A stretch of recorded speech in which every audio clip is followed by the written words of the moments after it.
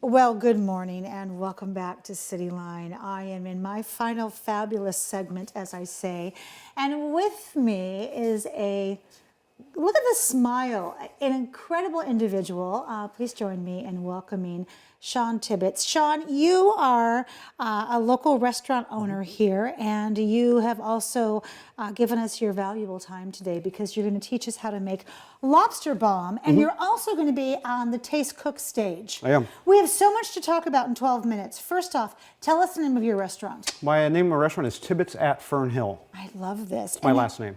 Perfect. And we're making today, you called it Lobster Bomb. So what's in Lobster Bomb? Well, a lobster bomb is my spin on, like, let's say biscuits and gravy and stuff like that. Well, I'll take a bread bowl, I'll fill it with a bunch of locally sourced fun components and just pile it with either the gravy or the hollandaise, and it just looks like a bomb. So when people get that, they don't understand how to eat it. And it's a fun dish. It comes with champagne soaked lobster, candied bacon, lemony hollandaise, roasted potatoes, and an avocado. And this is on your menu. Yes, ma'am. Oh my gosh. And so now you know I'm going to be here like on Saturday morning here, like because I have to have this. So is this one of your recipes? It is. It's one of my recipes. I try not to do what everybody else does. I just want to be a little different, give people a different style than what they normally go for breakfast. Okay, so I have to reach in now and get one of these potatoes because I am a carbosaurus. Oh my God. Wow. Okay, salt, pepper, olive oil. Are those Yukon Golds? Those are Yukon Golds. You know, I know my potatoes, can you tell? Okay, so this is on your menu. Let's talk about how long your restaurant has been in existence. Sure. My restaurant has been open for 2.5 months, or 2.5 years, I'm sorry, 2.5 years, and I'm just doing well, having fun. It's not a job to me, it's my passion. So. I love that. So, okay, so let's start cooking while I kind of just mess around here. First off, what comes to mind is, let's talk about this beautiful little compact, what do you call it, hot plate? That's a butane burner. You can take them camping. When I was opening my restaurant, I had to think of what I want to cook on and make sure it was permitted by, you know, our beautiful health department, which I love. And so they went ahead and approved it. Yes. And here we are today, and 2.5 years later, still cooking on 2 burners. So if I were to walk in your kitchen at Fern Hill, I would see two of these in the kitchen, and then where would the oven be? The oven would be directly behind me. Okay. Because I'm a pan to oven guy. Oh, that's fabulous. So that way I can do multitask a bunch of foods, because my restaurant fills up very fast, so I need to be very efficient with food that's ready to go hot, comes out hot. And how many chefs do you have in your kitchen? I just have one, and it's my brother. I love that. So we have another Tibbitts in the kitchen. The family that cooks together stays together. Okay, so what are you putting into the skillet right now? Right now I'm just going to do some farm fresh eggs into there. Okay, how many? That was 7. Okay. And then I'm going to add my lobster right away. And how much lobster is this? That is 1 lobster tail. 1 lobster tail. So we're looking at like about a cup, it looks like. Right. Maybe 3/4 of a cup. And was it chopped up or you just kind of, okay. Yeah. Excellent. And then go ahead and tell us, how long do we cook this for? Well, this is going to take approximately about 4 minutes. Okay. Because you want to cook the lobster, but you don't want to overcook the lobster. We all know shellfish takes, it cooks really quick, especially when you add it to any liquid. Like if you were making an Alfredo, prawn Alfredo, you wouldn't add prawns until your cream came to a boil. Just for an example of cooking shellfish. Real fast, real simple. And what kind of temperature do we have on this for people at home? Right now I'm going to put it on a medium. Because we're going at a nice pace. We don't want to brown our eggs. We're going to zest a little lemon in there. You are so good at that zesting. Usually when I zest, I end up like taking off layers of skin on my knuckles, but not you. Look at you. You were just going for it. Years of practice. Let's talk about your love of cooking. Where did it come from? Well, my love of cooking, it started off at Tacoma Golf and Country Club. I started as a dishwasher. And the chef there took me under his wing and taught me everything about basic food. But he told me one special step, never to work in one place too long, or that's all you're going to learn in that restaurant. So you'll never get to know what other ethnicity foods are about, which is neat for me because I got to go all over the place and learn from other different chefs, their styles, and that really accented my career and my passion as a line cook chef. That is an incredible piece of information because as I stand here with my corporate background, it's the kiss of death for you to move too much. But that's not the case in the restaurant industry. And I often wondered, oh wait, no, go back and do that again. This is something I am still working on. I'm using beans in my pan at home. and I'm still working on the whole flipping and seeing the C shape. I have to tell you, I'm not doing well. Use a heel of bread. Heel of bread A heel of bread. works really good. Okay. Yeah, especially in a pan that's 8-inch, 6-inch, 10 inches a little too big, but smaller the pan, and then you just get and it's like a little dance. You know? You kind of just push it and pull back, don't That's you? it, and then you lose them like that. And then you lose some, which of course then you get to eat, absolutely. Yes, we get to eat that later. Okay, so you mentioned to me when we were in the green room that Food and Wine just recently visited your restaurant. Tell us about that. Well, I got a shout out from Matt, who works for Travel Tacoma, and he says, hey, I got some good news for you. We heard that the senior editor of Food and Wine magazine wants to do a photo shoot of you, and I'm like, okay. And so we set up an interview, and they came out with a photographer and did a live feed. And right now, it's pretty cool to see some kind of recognition like that. Yes.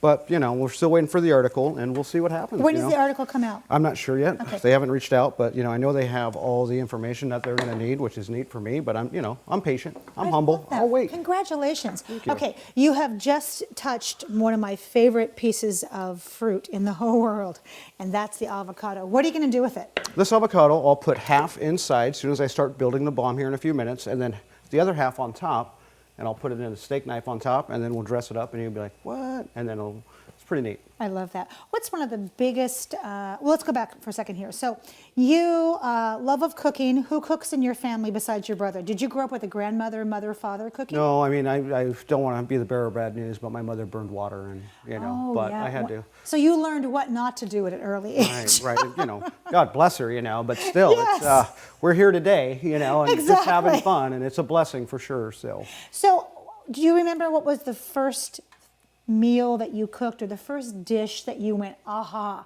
I want to do this a lot? Well, when I learned my first dish was clam chowder, and I wanted to make soup. That was my biggest passion because I watched all these cooks, that had seniority over me, just be able to cook. And as a dishwasher, it's like, man, I want to be able to do that, and eventually I did, and I make some really good clam chowder. So you were, as a dishwasher, you're busy looking around, watching what's happening in the kitchen. How long did you spend washing dishes before you moved up to, let's say, chopping onions? 4 years. 4 years as a dishwasher. But I'd still chop onions, I still do that, but they wouldn't let me on the line. So I had to learn, Okay. It's like going through the ranks, shuck Yes. 50,000 lobsters, peel 500,000 snap peas. What did that teach you? That taught me, patience, and, it really taught me, pay attention to detail, because those are the details, and that's what makes, a great chef, where we're not shortcutting any ideas or, the food for itself of natural flavor. Who washes dishes in your restaurant? I do, and do. so does my brother, and everybody does. I love that.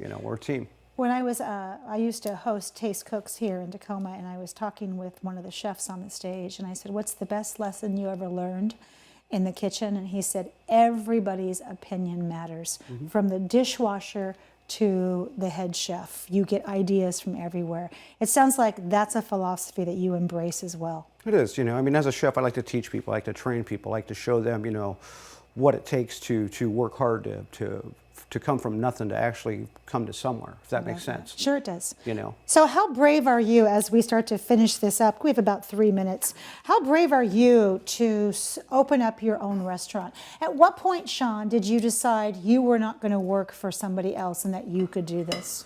Well, it wasn't really a choice I had. I recently became unemployed from a restaurant that shut down, a magnificent restaurant, Arista. So I had no job. So I ate breakfast at a place called Little Jerry's, which Tony Valadez owns, great man. And his restaurant's right next door. And he came to me and says, hey, you want to take over this restaurant? I was like, well, that's the biggest blessing in the world. You bet. So started working, getting ready to open. And 1 month before I opened, the Lord took my mother.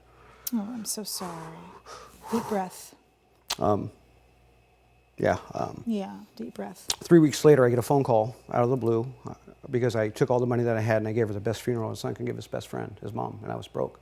So 3 weeks later, a friend out of the blue called and said, hey, Shawn, how much would it cost you to open that cafe? I gave her a number. I gave him a number. He cut me a check, said, don't pay him back. So with that said, I mean, it was the hardest decision to make, to take a leap of faith, especially with no kitchen. How am I going to do this? How can I be successful? Well, I just prayed, and here we are today. And, I'm just having fun, just doing original fun food. And, You know, Boy. it's fun, but it's not an easy road. You know, No, it's being a not. restaurant owner is not an easy road. You know, but Well, first off, what a beautiful story. And my goodness, when we talk about cooking with love, you have it. Oh my gosh, and here we go. Wait, stop, get over here. Hollandaise sauce. Oh, hello. So good. So, my goodness, I mean, what a journey. And now you're going to be on the Taste Cook stage, Taste of Tacoma. You are in a mystery box challenge, you told me, which I know how those go. And I have to tell you, in my experience in the kitchen, I grew up with a mom who's a home ec teacher, and my grandmother taught me how to cook. Here you go again, zesting that lemon on this. I'm afraid to eat this. It's such a masterpiece. We are going to have this recipe on your Facebook page, which, oh, look at you, which we've been showing here, the information. Cooks that are home trained are able to take anything that's thrown at them and make it work. And I have seen you do that right here. Okay, now I have to try this. Are you going to join me?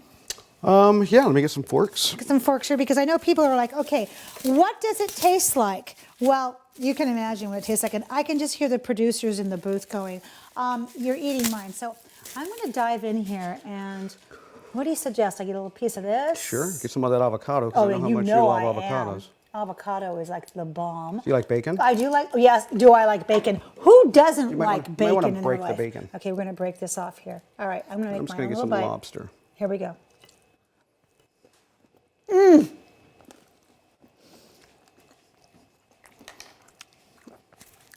Well done.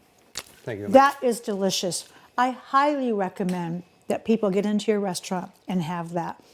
I mean, lemony, what a beautiful mixture of salt. The eggs are moist and creamy, and that lobster just shines right through. Well done. It's a fun dish. Thank you for being here today. I'll see you at the Taste. Thank you. Well, that wraps up another great segment of CityLine. It's always a pleasure and a privilege to be in your home.